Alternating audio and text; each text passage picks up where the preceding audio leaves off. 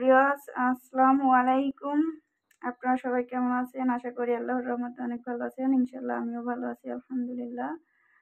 এই যে আজকে আমি বোয়াল মাছ রান্না করব। এই বোয়াল মাছ বাজার থেকে আনেছে।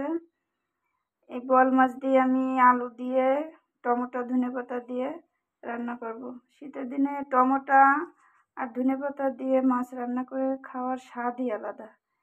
আমি এখানে অল্প কিছু আলু নিয়েছি, একটা টমেটো নিয়েছি, ধনেপাতা নিয়েছি, আর একটু আদা বাটা, রসুন বাটা, জিরা বাটা, পেঁয়াজ দিয়ে আমি এটা এখন সুন্দর করে রান্না করব। আমার রান্নাটা কেমন হয় আপনারা অবশ্যই দেখবেন। আমি চুলায় কড়াই বসিয়ে দিলাম। এখন আমি এখানে একটু সরিষার তেল দিব, অল্প পরিমাণ সরিষার তেল দিব। তেলটা গরম হয়ে গেছে। আমি এখন এখানে একটা পরিমাণ পেঁয়াজ দিলাম।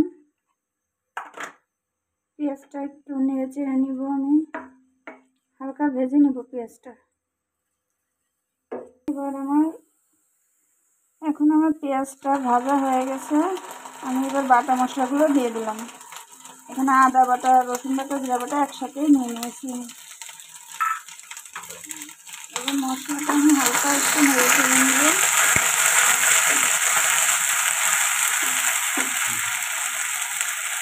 এখন গুঁড়ো মশলাগুলো দেবো। একটুখানি হলুদ গুঁড়ো দেব, একটুখানি মরিচ গুঁড়ো দেব,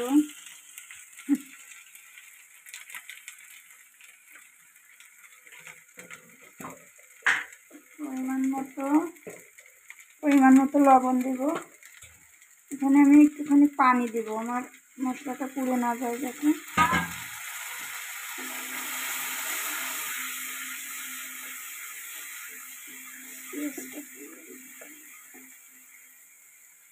মশলাটা আমি কষিয়ে নেব। আমার কিছুক্ষণ কষিয়ে নিয়ে আমি এবার আলু দিলাম। আলু দিয়ে আমি আর কিছুক্ষণ কষিয়ে নেব।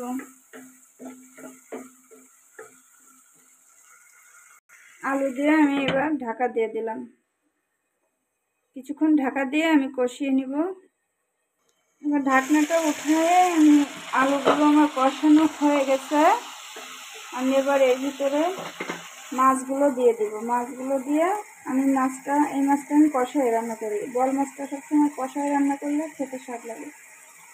এই মাছগুলো এবার ভাজলে অতটা স্বাদ লাগে না। মাছগুলো দিয়ে কিছুক্ষণ কষাবো, একটু নেড়ে চেড়ে মাছগুলো কিছুক্ষণের মতো কষিয়ে নিয়ে আমি এখানে পানি দিয়ে দেবো, ঝোলের পানি। মাছগুলো ছোট হলেও অনেক স্বাদ হবে মনে হচ্ছে। এই মাছটা আমার খুব প্রিয় মাছ, আমার খুব পছন্দের মাছ।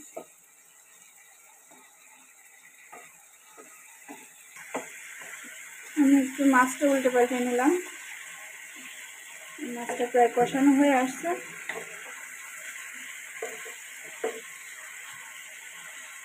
মাছটা একটু সাবধানে নাড়তে হবে, কারণ মাছটা নরম, ভেঙে যাওয়ার ভয় থাকে।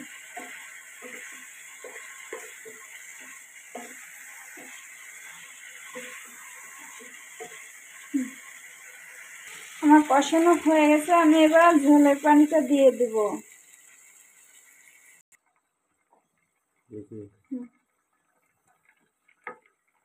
আর একটু দেবো না।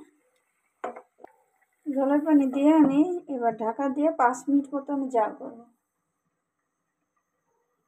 এখন এই ঢাকনাটা খুলে একটু দেখব।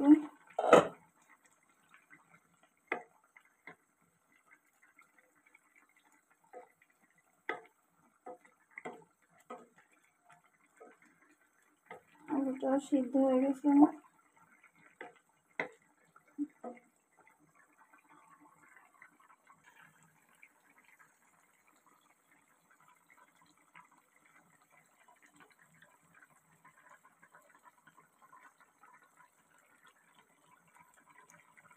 তরকারির কালারটা দেখে মনে হচ্ছে সত্যি অনেক ভালো লাগবে খেতে।